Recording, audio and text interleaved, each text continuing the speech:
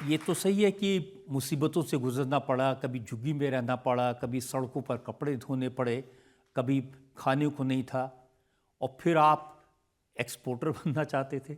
साहब आप मैं सोचते थे मैं बना भी एक्सपोर्टर। हैम्बर्ग एक शहर है जर्मनी में, हैम्बर्ग में भेजता था।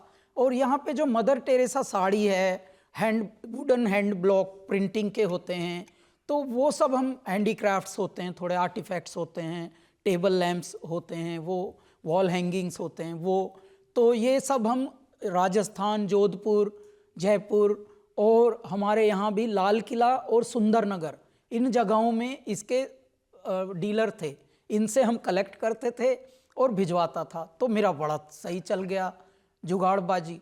अब हुआ क्या साहब, वो फिर एक हमारा शिपमेंट लास्ट में जब हमने ये एडवांस दे के और हम थोड़ा मन सोचने लगे कि अब बिल्कुल सेट चल रही है गाड़ी, अब मैं बन गया हूँ कामयाब। और अब मैंने एडवांस भी दे दिया नोएडा में, अट्टा पीर के पास, मुझे याद है वो जगह का नाम लोगों ने लिया था तब। लेकिन कहते हैं कि कश्तियाँ लाख नज़दीक साहिल सही, पर खुदा फिर कोई चाल चल जाएगा। तूने मखमूर नज़रों से देखा तो है, क्या करोगे अगर दिल मचल जाएगा। तो वो हुआ, जो भी जिस कार्य में विफल होता है वो उस कार्य को ही खोल लेता है। जैसे जिसका अपना घर ना हो वो प्रॉपर्टी डीलर बनता है, जो कभी आईएएस ना बने वो आईएएस बनाने का एक इंस्टीट्यूट खोल लेता है। अच्छा, दिल्ली में ये विशेष इसके ऊपर छूट भी है, दिल्ली को भगवान ने और वरदान दिया है, इसको मैं जुगाड़ नगर कहता हूं दिल्ली को।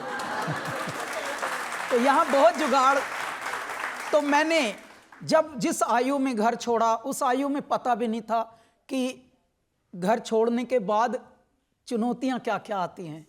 तो ऐसा वाला काम हुआ कि छोड़ा था जुनून में घर, लेकिन वहाँ पर नून तेल लकड़ी नहीं अटका दिया कि पहले सरवाइव होके दिखा, पहले जिंदा रह के दिखा। तो कई बार तो साहब मैंने इतने ऑड जॉब्स किए हैं कि कई बार तो मैं साल साल तक मेरे भोजन का भी कोई ठिकाना ही नहीं था, क्योंकि ऑड टाइमिंग्स पे मैं जॉब करता था। अच्छा, जिनके पास कोई डिग्री नहीं होती उनका फिर कोई ना टाइमिंग होता ना कोई उनका शेड्यूल्ड होता, और उन पर सब लोग रोब झाड़ते हुए ही काम लेते हैं। तो वैसे से ट्रेनिंग हमारी अलग तरीके से हुई साहब। लेकिन ये सच है कि जब हर चीज़ में फेल हो गए तो फिर आपको लगा नहीं, इससे तो पुरोहित बनना ठीक है, और कर्मकांड सीखने के लिए चले गए ऋषिकेश। जी, जब मैं पक चुका था सारी चीज़ों से और अक चुका था, तब मुझे पिताजी की बात याद आई कि पिताजी आप सही कहते थे शायद। और एक महात्मा जी पिताजी के मित्र ही मिले सफदरजंग एन्क्लेव में, आश्रम अभी भी है उनका।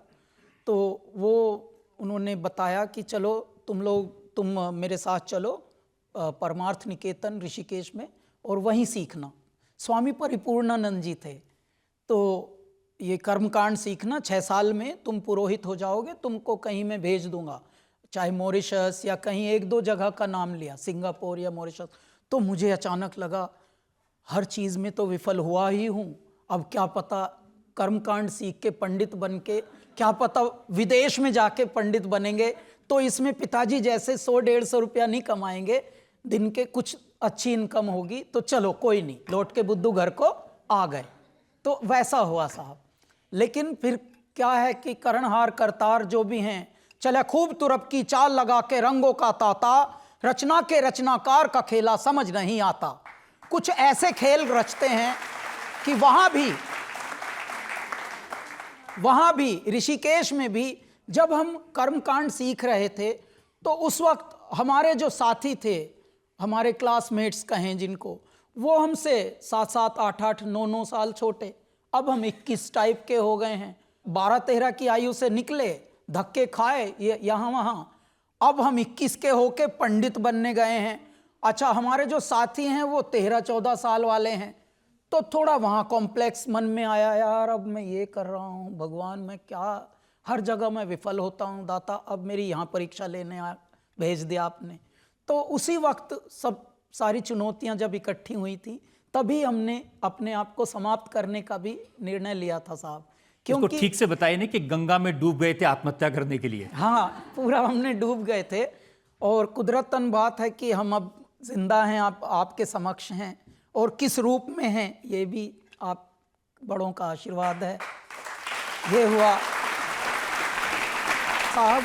एक बात और मन में कुमला रहा था जो जिससे मन, वो ये थी कि परमात्मा, मैं ऐसे समय में ऐसी जगह पे जन्मा हूँ जहाँ बहुत ही असंवेदनशील लोग रहते हैं और उसके बाद भी आपको बन के रहना है, हो के नहीं, इन सब के साथ बन के दिखना है।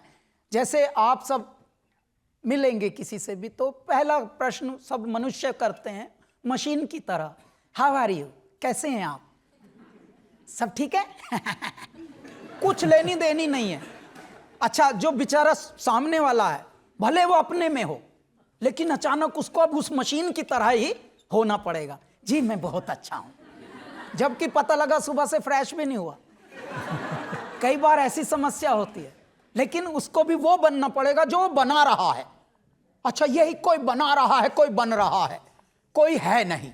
नहर बनती है, नदी होती है, हम सब नदी होते हैं, हम सब समुद्र होते हैं, हम सब पर्वत होते हैं, हम सब नैसर्गिक होते हैं, परंतु हमारा अभ्यास जो होता है वो 90% नकली बन बन के निकल लेते हैं हम।